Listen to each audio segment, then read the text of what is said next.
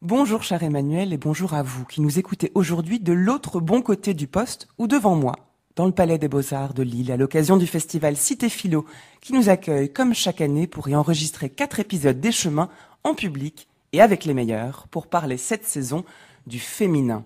Poulain de la Barre, le premier philosophe féministe, le plafond de verre à l'université qui empêche les femmes d'accéder à la même visibilité que les hommes, le sexe de la langue des sexes et aujourd'hui le portrait de Nancy Fraser, philosophe et militante. Voici le programme qui vous attend ces prochains jours, avec pour commencer la parole d'un homme qui en appelle à la féminisation du monde, un homme, mais pas n'importe lequel. Je fais véritablement une sorte de mystique de la féminité, puisque je passe mon temps à réclamer ce qu'on appelle la féminisation du monde. Je pense que ma mère, que j'ai raconté dans mon autobiographie La promesse de l'aube, a joué probablement un rôle déterminant dans cet amour de la féminité, mais peut-être aussi, si nous regardons autour de nous, il est évident que l'homme est en proie, que notre civilisation est en proie à des spasmes virils, profondément menaçants et qui vraiment nous menacent d'écroulement. Je crois que l'Occident, l'Amérique en particulier, toute la littérature américaine, Jack London, Hemingway, aujourd'hui Norman Mailer, si elle est tellement obsédée par la virilité, c'est que c'est un signe de dévirilisation profonde, d'angoisse qui se manifeste à l'extérieur par le machismo, comme on dit en espagnol, et par des fanfaronades de virilité et de recherche de substituts virils dont finalement la bombe nucléaire n'est qu'un exemple de prothèse. Bonjour Estelle Ferrarez.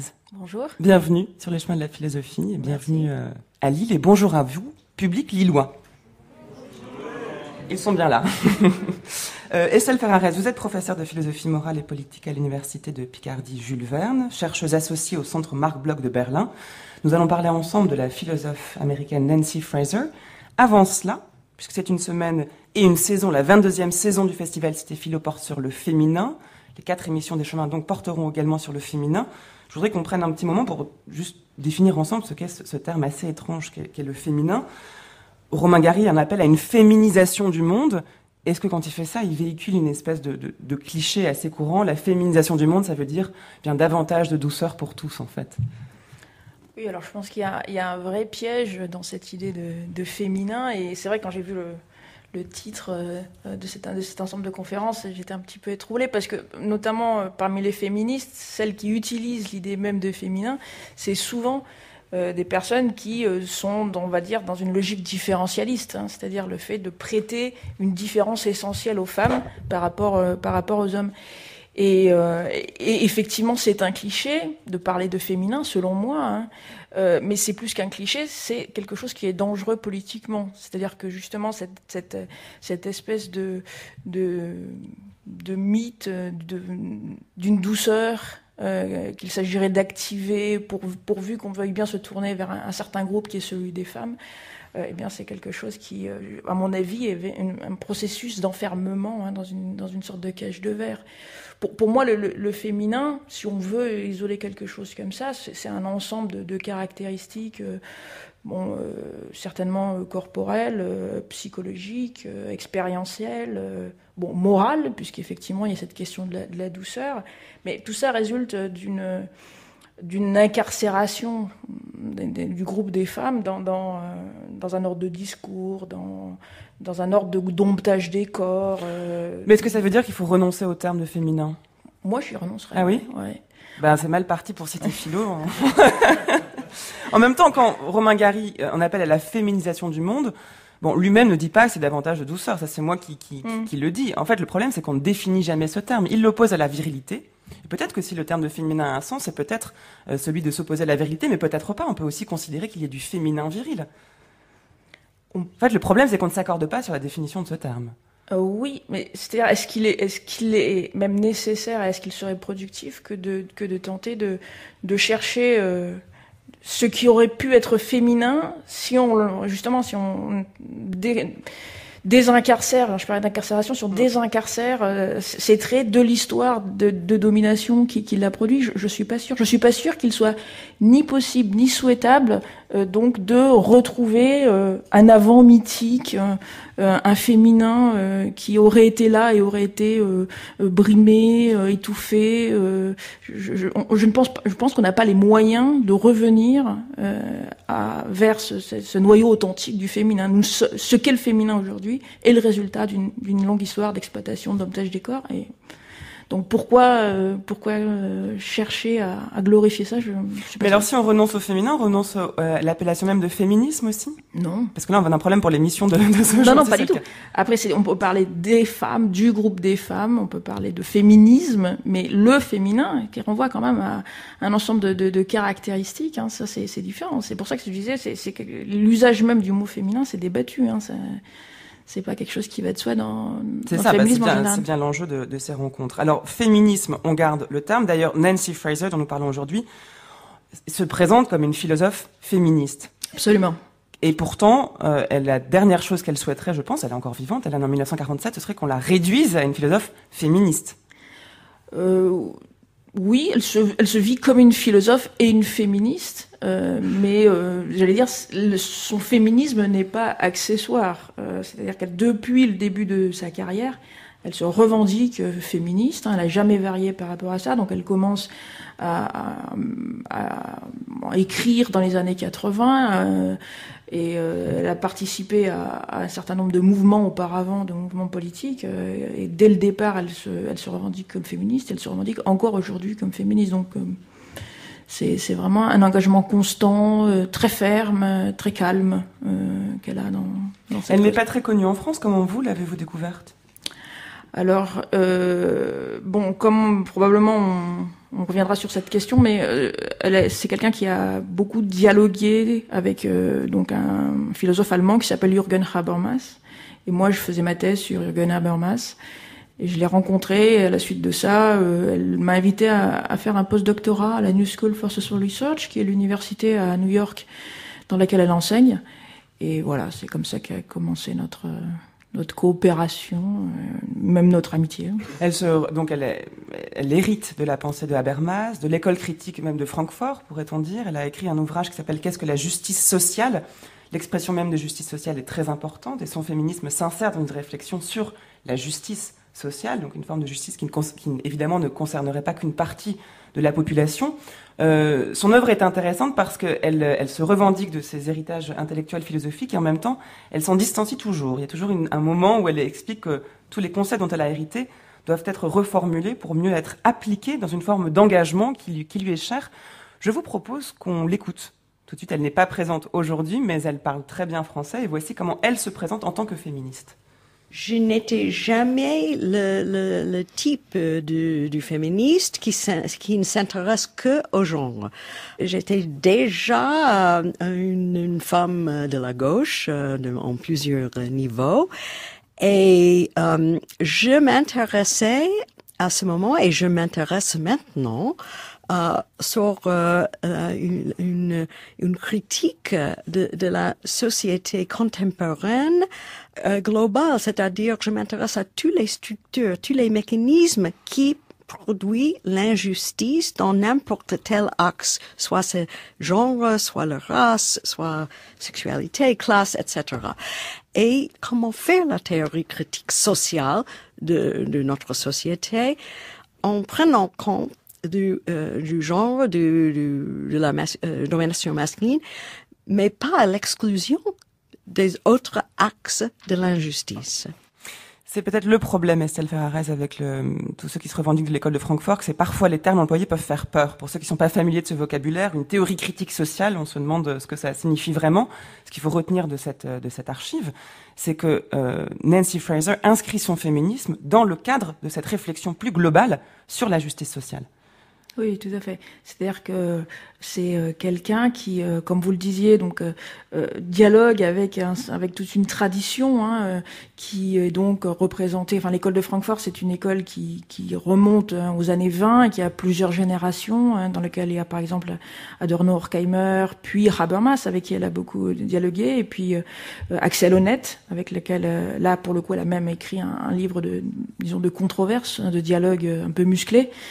Et c'est ce qu'elle va, enfin, comme vous le disiez, elle est toujours dans une tradition tout en s'en distinguant, parce que ce qui lui pose problème, c'est que cette école, tout en ayant réfléchi sur la justice sociale, sur ce que ça signifie, par exemple, que l'égalité, sur ce à quoi devrait ressembler le monde, eh bien, peut poser la question, donc, des femmes, et de la question féministe. Donc, c'est à la fois de dedans et de dehors, en fait, qu'elle s'empare de cette tradition. Et effectivement, c'est quelqu'un qui, tout au long, donc, de sa carrière, se pose de manière ferme, comme je l'ai dit, comme féministe, mais en même temps, qui va réfléchir sur les autres axes. Alors, c'est vrai, par exemple, elle a toujours un regard sur la logique, on va dire, d'ordre ethnique, religieuse, mais c'est surtout c'est vraiment la question de la classe, des classes sociales, en fait, qui est récurrente chez elle, et notamment, c'est une des raisons pour laquelle elle s'est toujours définie comme une féministe socialiste. Donc elle insiste beaucoup là-dessus, et c'est quelque chose qui est rare et remarquable aux États-Unis, c'est-à-dire que elle se déclare donc socialiste avec des références claires au marxisme, elle commente Marx à de nombreuses reprises, et c'est quelque chose qu'elle fait à un moment donné où le féminisme américain donc est très loin des problématiques donc du type socialiste.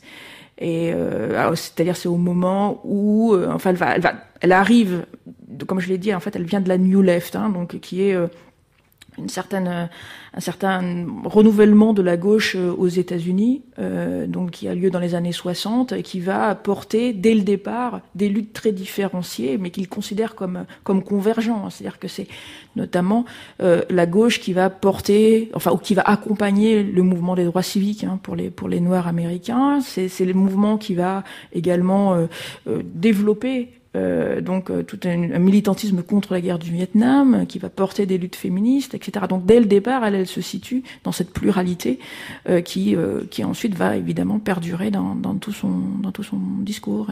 Il est difficile de penser comment le marxisme et le féminisme peuvent tenir ensemble en réalité, parce que je ne crois pas qu'on trouve dans les écrits de Marx des pensées proprement féministes. Non, alors pas du tout. Et ça, c'était l'objet de beaucoup de discussions dans les années 70. Enfin, il y a notamment, par exemple, en Europe, dans les années 70, on va dire que la majorité, ou enfin une grande partie des féministes sont plutôt marxistes, ce qui n'est pas du tout le cas aux États-Unis. C'est pour ça que je dis que c'est assez exceptionnel de trouver une féministe marxiste à cette époque-là, ou même encore aujourd'hui d'ailleurs, aux États-Unis. Mais effectivement, il y a donc toute une interrogation du corpus marxiste sous le double angle de que peut-on en garder et jusqu'où peut-on le critiquer, et notamment autour de cette question donc on va trouver chez Nancy Fraser comme chez d'autres, autour de la question de la production-reproduction. C'est-à-dire ce que Marx définit comme étant à côté de la production, donc la production qui va définir le vrai travail, c'est-à-dire celui qui va permettre la production de la valeur et qui donc est concrètement le travail qui est produit dans une usine et qui fait l'objet de toute son analyse.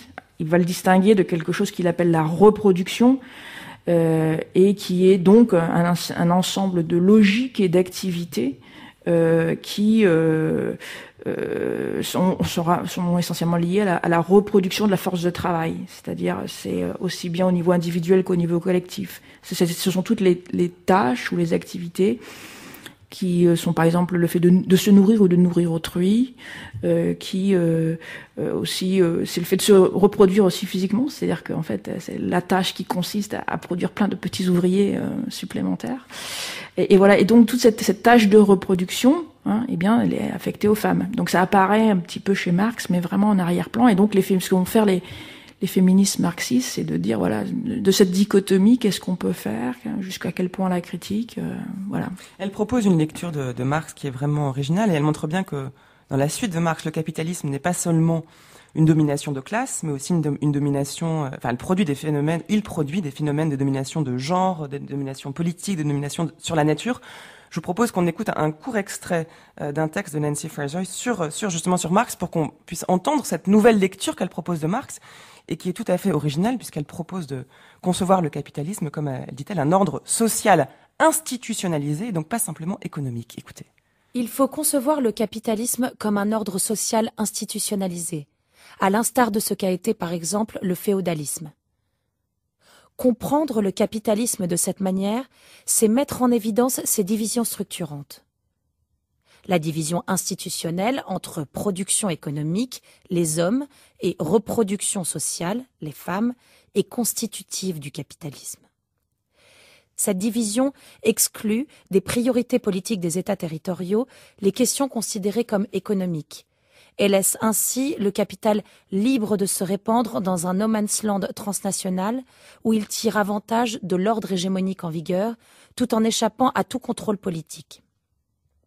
Par conséquent, parler du capitalisme comme d'un ordre social institutionnalisé fondé sur de telles divisions, c'est suggérer son imbrication structurelle, non accidentelle, avec l'oppression de genre, la domination politique, à la fois nationale et transnationale, coloniale et postcoloniale, et la dégradation écologique. Vous écoutez France Culture, les chemins de la philosophie. C'est le début d'une série sur le féminin que nous enregistrons à Lille, dans le Palais des Beaux-Arts, dans l'auditorium du Palais des Beaux-Arts de Lille, à l'occasion de la 22e saison du festival Cité Philo.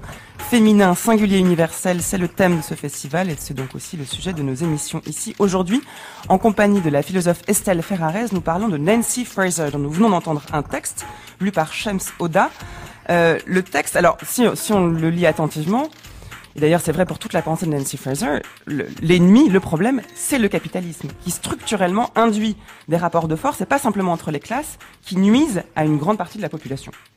Oui, tout à fait. C'est-à-dire que, en fait, l'idée c'est que toutes les rapports sociaux sont déterminés par le capitalisme et donc notamment les rapports de genre sont le résultat, au moins en partie, donc du capitalisme et qui a besoin donc de cette fameuse distinction entre production et reproduction dont je parlais. C'est-à-dire que en fait il y a des choses qui échappent au marché, mais précisément parce que ça échappe au marché, ça permet et ça nourrit le marché. C'est ça l'idée. C'est que pour que le marché fonctionne correctement, il faut qu'il y ait des choses qui aient été accomplies de manière gratuite, sur la base, par exemple, de certains sentiments moraux, donc par les femmes notamment, en termes de prendre soin d'autrui, donc notamment de nourrir, comme je disais tout à l'heure, mais aussi de prendre soin des relations sociales. Et tout ceci, en fait, est supposé être hors du capitalisme, parce que ça ne crée pas apparemment de profit. Mais en réalité, sans cela, le capitalisme donc serait soit moins efficace, voire n'existerait pas. Donc tout cela est imbriqué. Et c'est vrai qu'elle le dit pas d'ailleurs pas seulement à propos des rapports sociaux de genre, mais qu'elle le dit aussi à propos d'autres rapports et notamment les questions de race. Alors je mets race entre guillemets, mais dans le vocabulaire américain qui est le sien, donc le mot race est très utilisé, donc non pas comme référence à une réalité biologique, mais comme là encore des rapports sociaux structurés historiquement. Eh bien là aussi c'est quelque chose qui est issu d'une histoire d'exploitation et donc de colonialisme, d'appropriation de richesses sur certains territoires, etc. Et c'est là encore quelque chose qui est subsumé sous la logique du capitalisme. Nancy Fraser montre bien également que, alors non pas chez Marx mais chez Engels, pour Engels, le socialisme serait la mise en commun. Alors cette fois-ci, pas simplement des moyens de production, mais aussi des travaux ménagers, de la reproduction, parce que la lecture que Fraser fait de Marx est donc de montrer, que vous l'avez dit, que la production économique serait du côté des hommes, en fait, et la reproduction serait du côté des femmes, si je simplifie. Eh bien, elle montre qu'il y a une possibilité peut-être de corriger cet état de fait, serait de mettre en commun tout ce qui relève des travaux ménagers, de la reproduction. C'est une idée qui paraît assez terrifiante, non ? Et assez inapplicable. Enfin, peut-être qu'il y a plus de justice quand on met en commun tous ces domaines-là, mais la manière dont nous vivons aujourd'hui permet pas de penser cette réalité comme étant applicable. Ou alors on renonce à toute forme d'intimité. Alors, disons que là, on n'est pas dans une sorte de retour à Platon. Il s'agit pas de mettre les femmes en commun ou les enfants en commun. C'est pas jusqu'à là. Mais effectivement, tout ce qui est travail, donc de reproductif, c'est-à-dire l'aspect activité, y compris le labeur. Là, effectivement, elle fait une proposition qui peut être considérée comme assez radicale. Elle considère que donc tout ce labeur doit être arraché, extrait de la famille, du foyer, et donc devrait être distribué sur une autre base que celle donc de la petite unité familiale. Alors, donc l'idée, ce qu'elle essaie de défendre, c'est qu'il ne s'agit pas simplement de mieux redistribuer au niveau dyadique entre un homme et une femme. C'est pas là qu'on va trouver la solution, mais c'est qu'il faut repenser ça à l'échelle de la société, puisque, encore une fois, la distribution du travail reproductif, c'est le résultat d'une structure globale. C'est pas juste la domination personnelle d'un homme sur une femme enfermée dans un espace réduit. C'est vraiment quelque chose. Et donc, c'est bien toute cette structure qu'il faudrait remettre en place, penser la redistribution donc collectivement. Et donc, ce qu'elle propose de faire, c'est de s'en remettre à donc ce qu'elle appelle la société civile, c'est-à-dire l'ensemble des associations, des individus en tant qu'ils ont un discours politique, et de redistribuer au niveau de la société civile ce travail reproductif. C'est-à-dire comment ça marche concrètement redistribuer le travail reproductif. Concrètement, c'est quelque chose qui nécessairement, alors déjà va passer par un moment de discussion, c'est-à-dire que c'est quelqu'un qui a beaucoup insisté sur l'espace public en tant qu'espace de délibération. Donc, comme à Habermas. Ouais. Comme à Habermas. Et donc, elle n'a pas véritablement de recommandations pratiques, mais l'idée, c'est donc de remettre dans la discussion et donc surtout d'extraire, j'allais dire, de 3 grandes entités ce travail reproductif. L'extraire de la famille, où elle a été enclavée par une logique donc qui est celle du capitalisme. Mais l'idée n'est pas non plus, comme on peut le voir actuellement se développer, donc de marchandiser ce travail reproductif. Avec la GPA, par exemple. Oui, ou simplement le fait de payer pour qu'un certain type de travail soit fait. Par exemple, confier ses enfants à des crèches. En plus, elle est dans une perspective américaine, donc elle parle de crèches qui coûtent cher. Enfin voilà, c'est-à-dire l'idée ou le fait de placer ses parents âgés, là encore dans des hospices qui coûtent cher. Enfin voilà, donc l'idée c'est de faire attention de ne pas nourrir à nouveau le capitalisme d'une autre manière en confiant toutes ces tâches donc à des domaines de l'industrie qui se spécialiseraient et permettraient à nouveau le profit. Donc elle veut l'extraire de la famille, mais donc sans ouvrir la possibilité que ce soit pris en charge à nouveau par le marché et donc génère de nouveaux profits. Et d'autre part, ce qu'elle refuse de faire aussi, c'est donc de confier ce travail reproductif ou ce travail de care, comme on l'appelle parfois, à l'État, qui sera encore une autre option, c'est-à-dire de le passer au public. Et là, ça, c'est quelque chose qu'elle considère comme potentiellement dangereux. Bon, c'est quelqu'un qui, tout en se disant socialiste, j'ai insisté là-dessus tout à l'heure, c'est quelqu'un qui a également souligné qui a fait une critique de l'État-providence. Non pas parce que c'est au nom d'un libéralisme ou d'un néolibéralisme déchaîné, mais parce que l'État-providence est complètement infusé de valeurs patriarcales. Donc c'est tout un discours qu'elle a développé en utilisant un petit peu Foucault dans les années 80. C'était donc il y a une sorte d'interprétation souvent naturalisante des besoins qui est fait par l'État-providence. Et donc en fait, c'est au nom de ça qu'elle refuse que ce travail reproductif donc soit tout simplement confié, par exemple, à des structures publiques.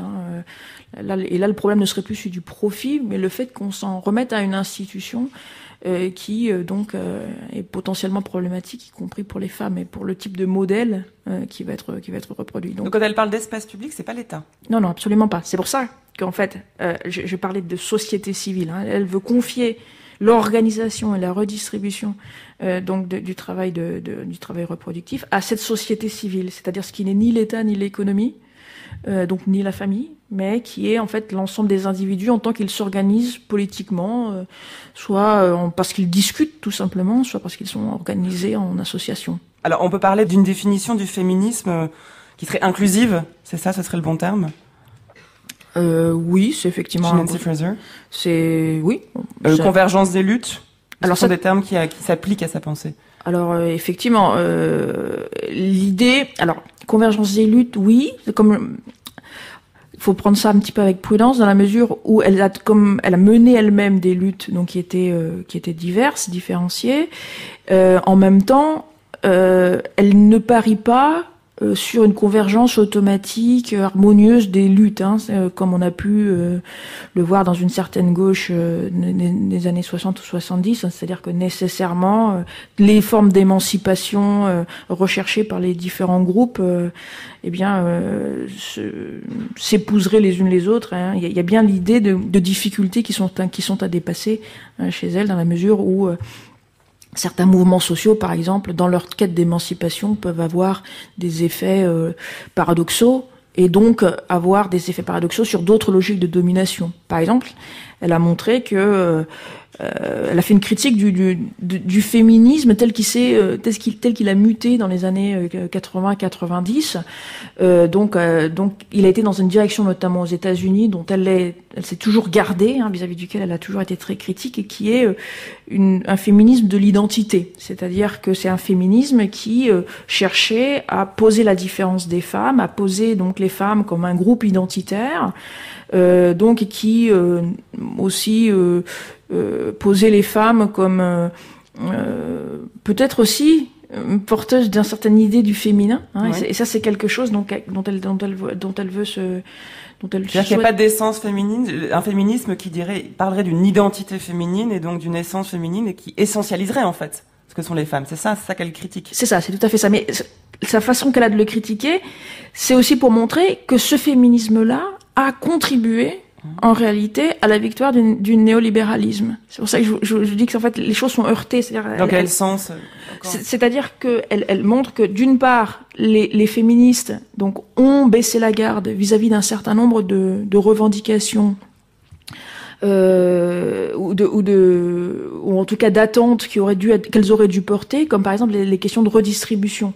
Les questions de répartition des richesses, donc ça implique effectivement les questions salariales, mais ça implique aussi les droits sociaux. Enfin, toutes ces problématiques-là ont été abandonnées à un moment d'après elle par le féminisme, et notamment le féminisme américain, qui donc se rivait sur des questions de différence, de discours, etc. Et à partir de là, donc, en baissant la garde, a permis le triomphe donc du néolibéralisme. Ça, donc, comme je vous dis, elle parle effectivement de lutte, mais qui convergent pas différemment. Alors, on a une lutte qui est en fait en train de provoquer d'un autre côté une régression du côté de la logique de classe, etc. Son problème est celui de la domination plus que le féminisme en fait. Parce que je disais au début, on ne peut pas la réduire à un féminisme à la mesure où c'est d'abord un combat pour la justice sociale et contre la domination, quelle qu'elle soit. Absolument. Et donc tout engagement féministe qui viserait à se désolidariser d'une autre forme de domination serait à ses yeux mortifère pour le combat. Absolument, absolument. C'est effectivement c'est pour ça qu'elle insiste sur ce mot de justice qui revient perpétuellement dans son travail. C'est que c'est un horizon d'émancipation qu'elle pose, et effectivement c'est une émancipation qui ne sera atteinte que pour autant que tous les groupes sociaux l'atteignent. Mais ça ne veut pas dire que ça se fera de manière naturelle, facile et sans problème, comme il y a derrière cette idée parfois de convergence des luttes. D'ailleurs, elle met au point un concept à la suite d'Habermas. Alors oui, je disais qu'elle est souvent critique à l'égard de ceux dont elle hérite par ailleurs. Habermas, vous l'avez dit, mais au point l'idée même d'espace public et l'importance du dialogue dans l'espace public pour faire avancer ces problèmes politiques, notamment dans une forme d'éthique de la discussion. Et Nancy Fraser montre que la notion même d'espace public telle que Habermas la met en œuvre, pêche par défaut là aussi, qu'il y a un problème dans cette notion même d'espace public, qui est que celui-ci véhiculerait quand même une conception qu'elle juge trop bourgeoise, c'est-à-dire qu'il n'inclurait pas assez les minorités au sein de ce qui devrait être pourtant un espace ouvert à tous puisqu'il est public. Et pour essayer de pallier cette insuffisance, elle met au point ce qu'elle appelle un principe de parité de participation. Je vous propose qu'on écoute un extrait où elle définit exactement ce que c'est que ce principe de parité de participation. En clair, comment intégrer au sein de l'espace public des gens qui n'auraient pas naturellement la parole. Il faut mettre en œuvre quelque chose qui ressemblerait à une parité de participation. Écoutez. Au centre de la conception de la justice que je propose se trouve le principe de parité de participation. Ce principe exige des agencements sociaux qui permettent à tous les membres adultes de la société d'interagir en tant que pairs. Pour que cette parité de participation soit possible, 2 conditions au moins doivent être remplies. D'abord, la distribution des ressources matérielles doit garantir l'indépendance et la prise de parole des participants. Cette condition, objective, est incompatible avec toute forme ou tout degré de dépendance économique et d'inégalité qui empêche la parité de participation. Ainsi, sont proscrits les agencements sociaux qui institutionnalisent le dénuement, l'exploitation et les disparités criantes de richesses, de revenus et de temps libre, privant certains individus des possibilités et des occasions d'interagir avec les autres en tant que pairs. La seconde condition nécessaire à la parité de participation est, quant à elle, de nature intersubjective et requiert des modèles institutionnalisés de valeurs culturelles qui garantissent un respect identique à tous les participants et des chances égales dans la recherche de l'estime sociale. Ces conditions sont toutes deux nécessaires à la parité de participation. Aucune ne suffit à elle seule. Aucune ne suffit à elle seule, et là c'est très important. On va revenir sur ces 2 conditions, Estelle Ferrarez. La seconde étant la reconnaissance. Il y aura beaucoup de choses à dire parce que le concept de reconnaissance forgé par Axel Honneth notamment, enfin forgé en tout cas, sur lequel il a beaucoup travaillé, est beaucoup utilisé en ce moment, comment reconnaître les minorités. Il est beaucoup aussi psychologisé. Or Nancy Fraser s'oppose radicalement à cette psychologisation de la reconnaissance et la victimisation qui en découle souvent. On y vient dans un instant. D'abord, le premier principe, c'est la redistribution économique. Là, c'est une conception matérielle, disons, de l'espace public. On reste ici dans une lignée marxiste assez classique, non? Absolument. Là, c'est effectivement ce qu'elle va garder donc de l'ancrage socialiste dans lequel elle se situe, hein, c'est-à-dire la redistribution donc des richesses, comme je le disais tout à l'heure, entendu donc comme comment répartit-on au sein d'une société la richesse qui est produite et comment la répartition non pas aussi en prenant en considération le fait que certains n'ont pas travaillé, ne peuvent pas travailler, ne peuvent plus travailler, etc. Donc la répartition, c'est ça, c'est aussi la répartition des allocations sociales, enfin tout ça. Donc là on a besoin de l'État quand même. Là on a besoin de l'État, tout à fait. Non, mais elle a pas du tout un discours anti-État. Hein. C'est l'État-providence tel qu'il existe, tel qu'il s'est historiquement créé, est problématique en raison des valeurs patriarcales qui le structurent, mais elle est absolument pas anti-étatiste. Hein, ça, mais il faudrait repenser l'État très très très sincèrement. Donc effectivement, il y a ce premier niveau qui est pour elle très important, hein, c'est-à-dire cette question de la redistribution qui peut même aller jusqu'à des formes relativement radicales de réorganisation économique. Hein. Encore une fois, elle vient quand même du marxisme, donc il ne s'agit pas simplement de penser cette redistribution comme une sorte de correctif marginal de la logique de marché, hein, rendre les choses insupportable pour des êtres humains qui par ailleurs seraient tout de même exploités. Hein. C'est pas juste un correctif, c'est quelque chose qui peut, y compris, supposer un changement radical de la manière dont l'économie fonctionne. Donc ça, c'est effectivement un premier aspect, hein, pour atteindre cette parité. Et l'autre, donc, c'est quelque chose qui va se situer au niveau du statut, hein, dans la mesure où, et c'est là où elle va se différencier des marxistes orthodoxes, hein, elle considère que, à côté de ce qui est exigé par le marché, cette logique de la distinction entre production et reproduction dont on parlait tout à l'heure, eh bien aussi il y a une logique qui se situe sur le plan des valeurs, hein, qui institue certains groupes, certaines personnes dans une société en individus dotés d'un statut inférieur et donc ce qui les empêche d'être à même de participer en tant que pairs, donc PAIR, aux interactions. Et donc en fait ça c'est ce statut, c'est quelque chose donc qui résulte de la sédimentation de pratiques, de la manière dont les institutions fonctionnent, des lois bien sûr, mais de manière plus dans le détail, hein, également par exemple de la manière dont le code de la police peut fonctionner, donc par exemple laisser rendre possible les contrôles d'identité de certains et pas d'autres, enfin bon, donc toute une série de choses plus ou moins matérielles, plus ou moins positivisées dans les textes, mais qui en fait très de manière aussi rigoureuse, aussi implacable que les questions de redistribution, empêchent certaines de participer en tant que père. Donc en clair, la redistribution économique, toujours dans l'optique d'une meilleure intégration dans l'espace public, c'est une manière de dire que beaucoup de personnes qui en droit font partie de l'espace public, de fait, n'y sont pas, parce que leurs conditions de travail, la durée de travail ne leur permettent pas de participer. C'est ça l'interprétation matérielle, c'est ça, c'est qu'en fait le temps de travail pris ou qui accapare certaines personnes leur est autant de temps en moins pour participer dans l'espace public, c'est ça? Oui, alors ça peut être effectivement une question de temps, ça de peut conditions. Ça peut être une question d'épuisement. Oui. Qui fait que au-delà d'un certain niveau d'exploitation, bien évidemment, on n'a même plus la force physique pour aller participer à des réunions le soir. Mais c'est aussi la manière dont il y a par l'organisation du travail et notamment donc du travail au sens où aujourd'hui cette distinction production-reproduction amène notamment les femmes à avoir une double journée.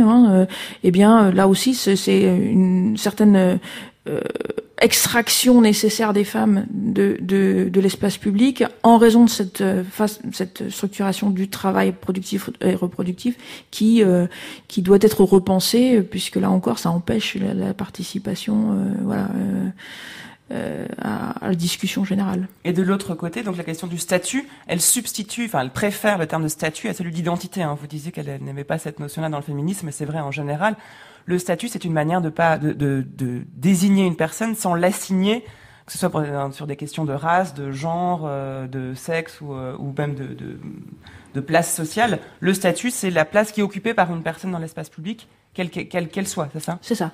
En fait, le statut, c'est vraiment, en fait, il y en a pas 50 des statuts, c'est soit vous êtes père, soit vous ne l'êtes pas. Père PAIR. Exactement. Là, notre traduction en français, c'est vrai que la confusion est intéressante. Et donc, est-ce que vous êtes effectivement à même d'interagir avec les autres sur un plan d'égalité ou pas? C'est ça. Donc, et c'est ça son critère. C'est ça son critère, par exemple, quand elle parle de justice, on en parlait au début, l'idée de justice sociale, le critère, c'est ça. Est-ce que oui ou non, je suis père? Et donc c'est la question qu'elle va poser pour les femmes, mais pour tous les autres groupes qui sont sujets à des formes de domination. Donc la question, c'est pas du tout celle de l'identité qu'elle va laisser de côté, et comme je vous l'ai dit, qu'elle va considérer comme dangereuse parce que potentiellement nourrissant le capitalisme. Mais effectivement, l'idée n'est pas de poser un groupe identitaire qui serait celui des femmes, un groupe identitaire qui serait celui de tel groupe ethnique, etc., etc.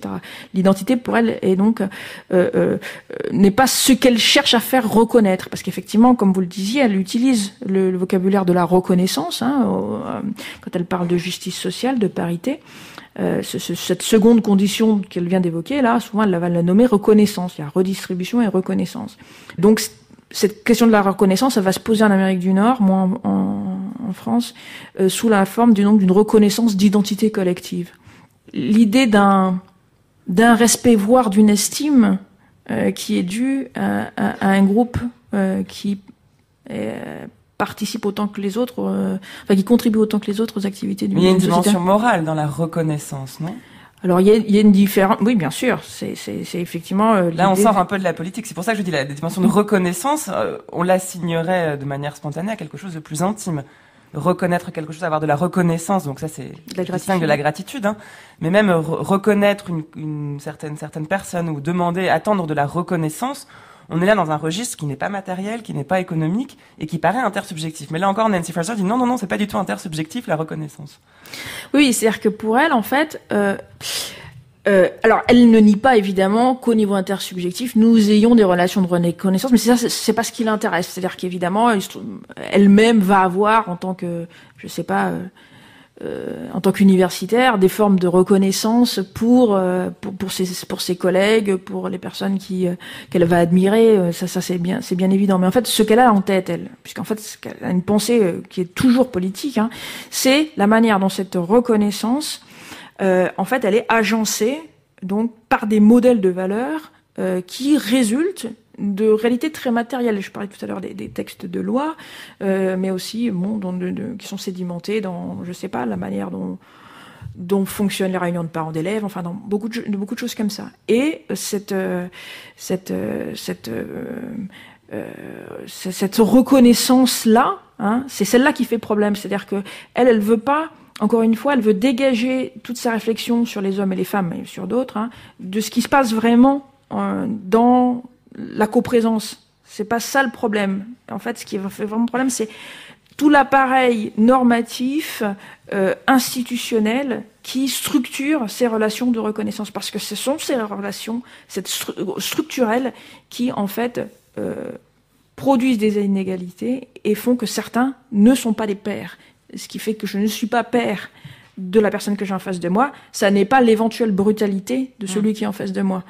Ce qui fait de moi moins qu'un père, c'est tout ce qui permet à cette brutalité d'affecter ce que je suis, hein, au-delà de ce qui se passe là maintenant tout de suite dans cette pièce, dans ce petit moment. Pas brutalité, j'espère. Non, pas, en tout cas pas du côté du public, ça m'a pas l'air.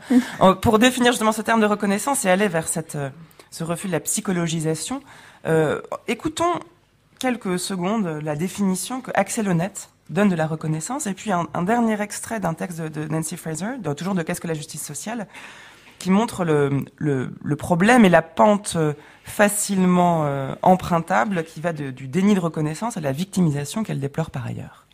C'est seulement dans le miroir de l'autre que nous pouvons réaliser notre propre conscience et notre propre identité. Le développement humain dépend de ces formes de reconnaissance mutuelle. L'idée forte derrière cela, c'est que sans ces formes de reconnaissance de soi,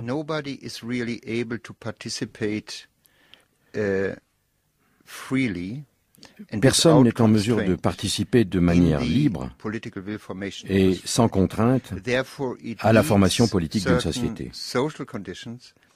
Il faut donc certaines conditions sociales,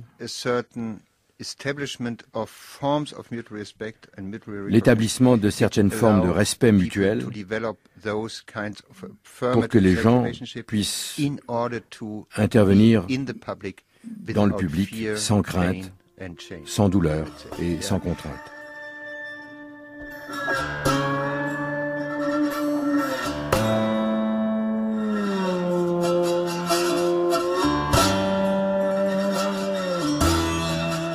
En posant la question en termes de justice, on évite de tomber dans le piège de la psychologisation. Quand on identifie déni de reconnaissance et déformation de la structure de la conscience de soi de l'opprimé, il ne manque qu'un pas pour en arriver à blâmer la victime et ajouter l'insulte à l'injure.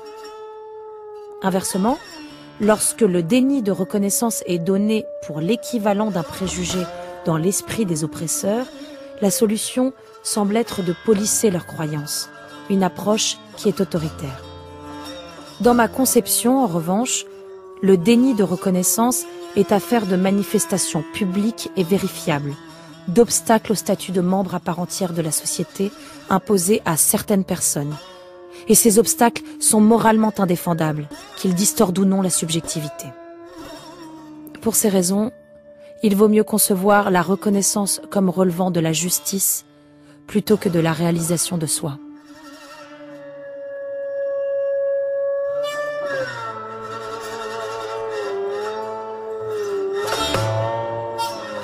L'affirmation est claire, Estelle Ferrarès, surtout juste après l'extrait d'Axel Honneth, donc il parle anglais, traduit par Georges Claes dans l'extrait qu'on a entendu, où il parlait de reconnaissance comme réalisation de soi, et là le texte, on vient d'entendre, finit justement avec cette affirmation de Nancy Fraser, disant « Il vaut mieux concevoir la reconnaissance comme relevant de la justice plutôt que de la réalisation de soi ». Qu'est-ce que ça veut dire? Ça veut dire que c'est un concept politique, la reconnaissance, pour Nancy Fraser? Absolument. C'est-à-dire que là, en fait, ce qu'on entend dans ce dialogue, c'est Axel Honneth qui, dans un premier temps, donc va, en repartant en fait de Hegel, de la théorie de la reconnaissance de Hegel, il a travaillé pendant des années sur l'idée que les êtres humains se caractériseraient par un besoin de reconnaissance. Et ce besoin donc doit être comblé de multiples manières, mais l'idée c'est qu'en l'absence de la reconnaissance qui est attendue d'autrui sous de multiples formes. C'est ce qu'il montre avec la dialectique du maître et de l'esclave. Absolument, voilà. Absolument. Il reformule dans des termes plus contemporains en utilisant par exemple des outils de psychologie contemporaine. Bon, mais c'est effectivement de là que vient toute sa réflexion. Et en fait, ce qui est important, c'est que dans la mesure où il y a un besoin, si ce besoin n'est pas comblé, ça va produire, ça, chez Axel Honneth, de la souffrance, hein, et un rapport mutilé à soi. La réalisation de soi qui est empêchée et va produire, hein, véritablement une souffrance psychique, hein, des blessures morales, dit-il. C'est-à-dire que nous avons des attentes vis-à-vis d'autrui qui, lorsqu'elles ne sont pas comblées, eh bien, donc nous blessent.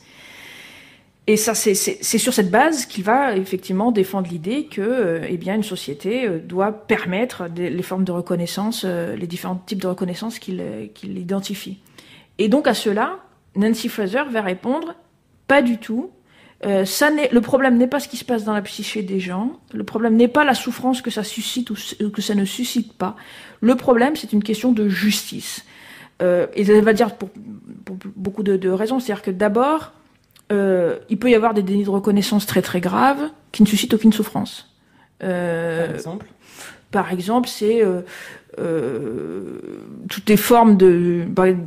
On peut penser qu'une personne qui aurait été esclave toute sa vie aurait été convaincue que c'était là sa place naturelle, pourrait vivre relativement sans souffrance son statut d'esclave. Et malgré tout, c'est bien quelque chose qui, du point de vue de la justice sociale, est intolérable parce que ce n'est, encore une fois, pas quelqu'un qui est à même de participer en tant que père, hein, puisque c'est ça le critère. Donc, l'existence ou pas d'une souffrance n'est pas le critère. Et à l'inverse, il n'est pas possible de se revendiquer d'une souffrance pour imposer une revendication. C'est-à-dire que c'est trop facile de dire « je souffre, donc je veux ».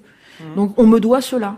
Hein, et donc, par exemple, l'exemple évident, c'est la revendication des revendications de type raciste qui viennent de personnes qui sont déclassées socialement, hein, qui disent je souffre de mon déclassement, tout ceci est lié, je sais pas, à l'arrivée de migrants, massive, et donc c'est pour ça que j'ai perdu mon travail, donc je demande que on renvoie les migrants, enfin je ne sais pas.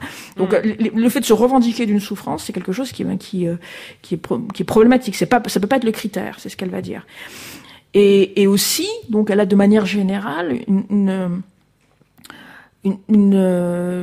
méfiance vis-à-vis de tous les usages de la psyché au-delà de la question de la souffrance qu'elle peut ressentir, hein, une méfiance vis-à-vis de la psyché en politique. C'est-à-dire que chaque fois que la psyché va être convoquée comme argument ou que la politique va tenter de transformer la psyché, c'est quelque chose qui est fortement, elle nous dit là dans l'extrait, illibéral, hein, c'est-à-dire que c'est l'idée que il s'agit par exemple de rééduquer les consciences, ça c'est quelque chose qu'elle considère comme complètement illégitime. La solution à l'injustice sociale, la solution à l'absence de parité ne peut pas être, encore une fois, de rééduquer ceux qui seraient racistes, sexistes, etc. Ça peut pas être là. J'allais dire, ça c'est ce qui lui reste un petit peu de Foucault, parce que notamment au début de sa carrière, elle a lu et travaillé sur Foucault.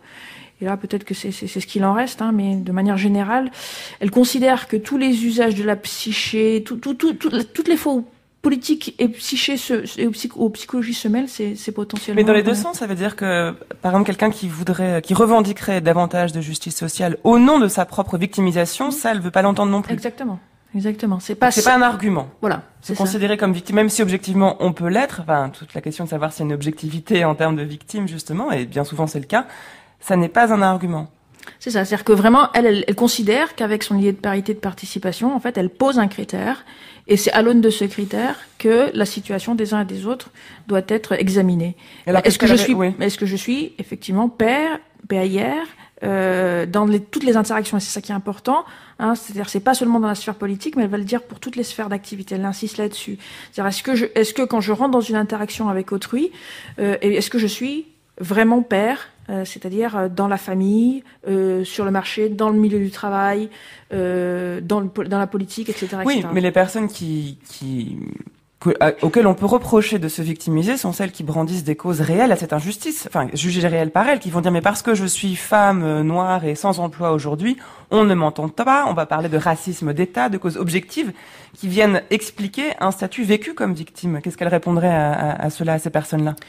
Que c'est l'objectivité de la domination qui rend la revendication juste et audible, et pas... Donc, il faut pas dire c'est parce que je suis noire ou femme, il faut juste dire je ne suis pas votre père, c'est ça? Oui, non, mais on peut dire je suis noire et bien sûr on peut dire je suis noire et femme, c'est pas ça, mais c'est que ça n'est pas l'aspect expérientiel, c'est-à-dire à la fois la façon dont c'est vécu et la manière dont c'est ressenti d'un point de vue psychologique qui est l'argument. L'argument, c'est véritablement dans la relation, enfin c'est dans la relation sociale, en fait, que se mesure ou pas la parité ou l'absence de parité. Mais c'est pas donc dans l'expérience ou enfin une expérience qui peut être vécue encore une fois bien ou mal, hein, mais c'est vraiment pas là c'est pas cela qui rend un argument acceptable. Justement, un tout dernier point, parce qu'on arrive vraiment au terme de notre discussion, à l'écoute de tout ce que vous avez dit sur Nancy Fraser et son travail, on peut se demander, voilà, et c'est quand même une pensée qui, parce qu'elle ne veut pas ancrer dans l'expérience, dans la subjectivité, ne pas intervenir dans la psyché, ça fait une pensée assez désincarnée quand même. C'est une politique qui semble proposer quelque chose de, pour être efficace, doit être formaliste, théorique, critique. Non, je pense pas que ce soit ça, parce que elle a c'est en même temps une vraie confiance dans l'être humain en tant qu'il est capable de prendre la parole. Et donc c'est pour ça que son idée de participation, moi j'aime bien la requalifier en prendre part. C'est-à-dire que c'est pas une participation qui serait reçue au sens où on aurait une part égale du gâteau. C'est quelque chose que je vais arracher, et c'est une capacité, une faculté qu'elle considère comme étant présente à chacun d'entre nous. Et donc cette idée de faire entendre sa voix, hein, d'arracher quelque chose à un système, c'est quelque chose qui peut être porté par les femmes, enfin par tous les groupes dominés. Donc ça n'est pas désincarné, ça n'est pas formel, sauf que ça passe par la capacité qu'elle considère comme partagée par tous, hein, d'argumenter, de se faire entendre, voilà. Merci beaucoup en tout cas Estelle Ferrarez. On vous a bien entendu aujourd'hui, n'est-ce pas? Merci au public resté nombreux jusqu'au bout de cette discussion. Je rappelle, vous êtes professeur de philosophie morale et politique à l'université de Picardie Jules Verne, et vous êtes notamment traductrice des ouvrages de Nancy Fraser, et puis on vous doit aussi un ouvrage appelé La fragilité du souci des autres, Adorno et le Caire.